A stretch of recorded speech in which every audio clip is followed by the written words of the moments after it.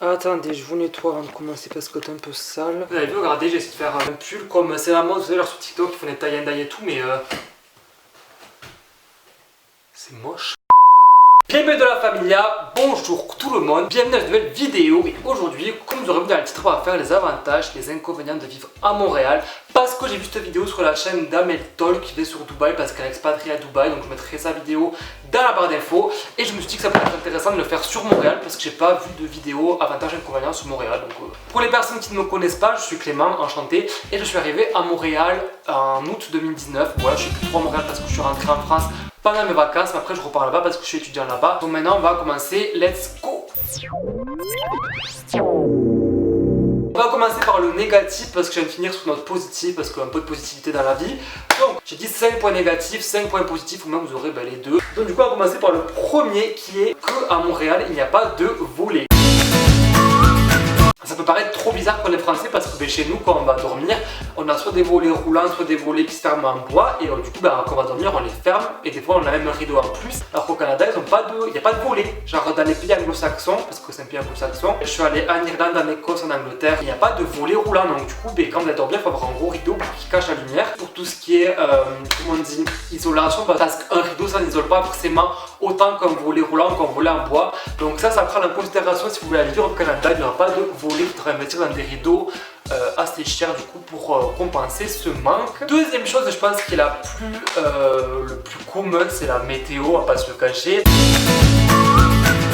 C'est-à-dire qu'en gros, au Canada, j'ai l'impression qu'il y a deux saisons. Un côté c'est l'hiver, donc l'hiver c'est de à peu près, je sais pas, fin octobre on va dire, jusqu'à fin avril, début mai, où en gros il neige, il fait froid et on descend en dessous de zéro, même si au mois de mars-avril, les températures en fait elles font un petit yo-yo, genre un coup il va faire 15, du coup il y aura plus de neige, puis il va reneiger, ça va être un peu les giboulées qu'il y a en France au mois de mars. Ce qui est chiant c'est qu'il fait froid, mais le froid je trouve qu'il n'est pas si pire que ça. Je sais pas si vous avez vu mon vlog sur la semaine d'examen à HEC Montréal, je vous ai montré comment je sortais habillé, donc si ça m'intéresse je le mets là. Moi je sais que j'avais juste une doudoune, j'avais genre un petit pull en dessous avec des Air Force One, même pas des bottes. Le froid en fait il est supportable dans la mesure où il n'y a pas de vent. Le froid en fait il est sec et du coup en fait vous le sentez pas forcément sur vous. Ce qu'on ressent c'est, du coup on ressemblait plutôt c'est nos membres. Je sais que moi par exemple quand j'allais à l'école à pied qui faisait moins 20, je ne sentais plus mes oreilles quand j'arrivais à l'école. Mais en fait comme je disais à mes potes, je préfère qu'il neige qu'il pleuve, parce qu'en fait à Montréal il neige, donc pendant peut-être un jour, et le lendemain il fera soleil, directement il fera soleil, ou alors il fera un peu nuageux.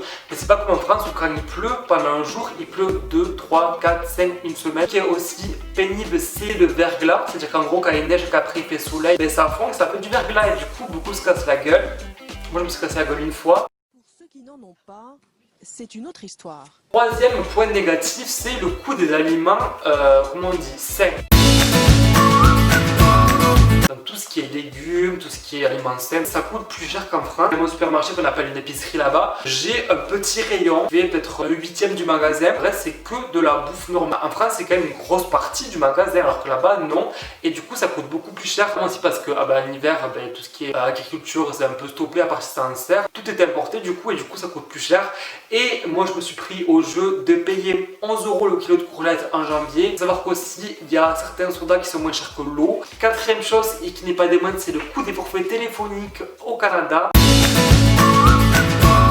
Parce qu'en fait, il n'y a pas comme en France des forfaits bas coût, genre Free, Red et Soch. Ça n'existe pas. Du coup, c'est un peu comme nous avant. Genre, avant, on payait excessivement cher un forfait téléphonique. On voit rien du tout. Là, par exemple, je payais. Bon, du coup, j'ai pris un forfait français. Moi, je vous spoil, j'ai pris Free parce qu'avec 20 €, j'ai 100 gigas partout dans le monde. Là-bas, pour 80 $, donc ce qui équivaut à peu près à 60 €, 55-60 €, j'avais seulement 20 gigas d'internet par mois, même pas 18 gigas. Après, ce qui est embêtant quand on a un forfait français, c'est que le numéro, genre par exemple, moi j'ai appelé Ikea parce que j'avais un problème avec mes meubles, j'ai payé 150 € de forfait, donc ça c'est aussi à prendre en considération.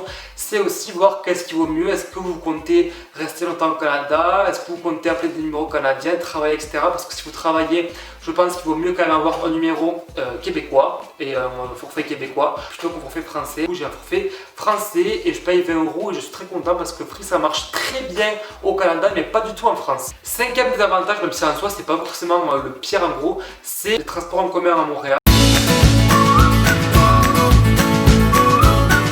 En gros il y a beaucoup de bus, ça c'est super, mais le métro il dessert pas tout. C'est-à-dire qu'en gros si vous voulez aller dans le centre de Montréal, de l'université de Montréal, ça prend une demi-heure, 3/4 d'heure. Il n'y a que 3 lignes de métro, mais ils sont en train de construire une autre que du coup va relier l'université au centre. On se croit je crois à 3 minutes maintenant. Ça va aussi relier l'aéroport au centre-ville. Moi ce qui me dérange un peu aussi c'est qu'il n'est pas adapté aux handicapés. Du coup pour les personnes handicapées il n'y a pas toutes les stations qui sont faciles d'accès.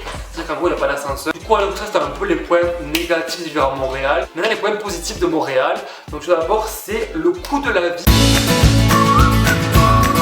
Moi je trouve que le coût de la vie, hormis les fruits et les légumes, ok, n'est pas forcément excessivement cher comparé à la France, notamment le logement. Enfin, moi je sais que j'ai un appartement qui est assez, je crois, d'avoir 25 mètres carrés et je paye moins cher que si j'étais à Paris, que si j'étais dans une ville équivalente au niveau de population et des services proposés. Si on compare à Toulouse, Marseille ou Lyon, je pense que c'est beaucoup moins cher. Deuxième point positif, c'est l'université. J'avais déjà fait une vidéo aussi que j'expliquais un peu le Canada, etc. Donc je vais mettre un petit i si j'arrive à la retrouver.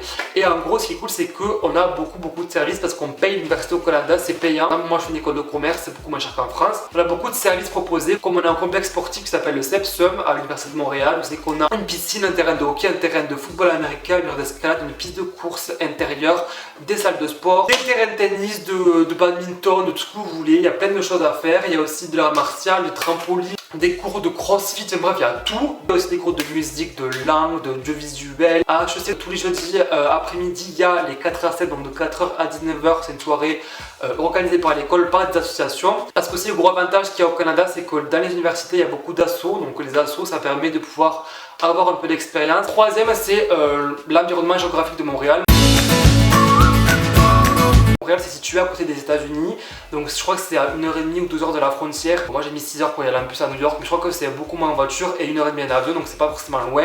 Et Montréal est aussi une ville qui est en pleine ébullition dans les startups. C'est une ville aussi qui a beaucoup d'événements dans l'entrepreneuriat, donc il y a des salons, il y a des conférences, il y a des conquêtes de réseautage, il y a plein de choses qui sont mises en place. Et aussi ce qui est bien c'est qu'ils parlent français, donc du coup on va dire que c'est un atout quand on vient de France, du coup on n'a pas forcément à parler anglais là-bas. Quatrième chose c'est la sécurité.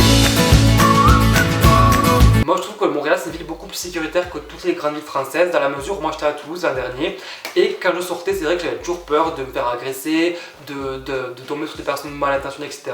Même si au Canada ça existe forcément, dans tous les pays ça existe forcément, c'est pas non plus les bisounours. Je sais que j'ai plein de potes de meufs qui me disaient que l'an dernier quand je sortais en boîte, etc. elle avait souvent peur de rentrer toute seule le soir, alors que là il y en a plein qui rentrent souvent seuls le soir et que c'est pas forcément dangereux. Moi je sais que plusieurs fois je rentrais à pied, j'avais 3/4 d'heure, 1 heure de la boîte à chez moi et genre c'est pas que moi je trouve que c'est bien, c'est sécuritaire, même si comme je vous dis c'est pas non plus les bisounours, ça arrive forcément à des moments comme partout qu'il y ait des violences, des agressions, etc. Mais je pense qu'elles sont beaucoup moindres qu'en France. Le cinquième et dernier avantage c'est quoi? C'est qu'il y a beaucoup de Français. Alors ça peut être un avantage et un inconvénient, mais ce qui est cool c'est que du coup on n'est pas forcément trop dépaysé déjà par la langue, mais on peut facilement trouver des Français si on ne s'attaque pas forcément de la culture québécoise. Je sais qu'il y a beaucoup de Français partout, que ce soit à l'université, à HEC. À HEC, moi je suis en prépa, il n'y a que des Français ou des francophones, donc marocains, tunisiens, d'ailleurs dans le monde aussi, mais qui parlent français. Moi je connais plein de personnes, même de ma vie, qui sont parties vivre au Canada. On est à l'étranger, mais comme chez soi aussi, c'est pas non plus trop différent, on n'est pas forcément beaucoup dépaysé non plus. Dans tous les cas, dites-vous que n'importe où vous irez, il y aura toujours des Français quelque part. C'est un peu une petite vidéo sur le Canada, mon avis sur Montréal, etc. Je pense qu'à la semaine prochaine, je ferai une vidéo sur mon avis sur HEC parce que j'étudie depuis un an maintenant à HEC, donc je vous dirai ce que j'en pense, comment je suis rentré là-bas et comment est la vie étudiante là-bas. Du coup, on se retrouve du coup samedi prochain pour une nouvelle vidéo. Salut les gars, salut la mime, salut les amis, bisous à samedi.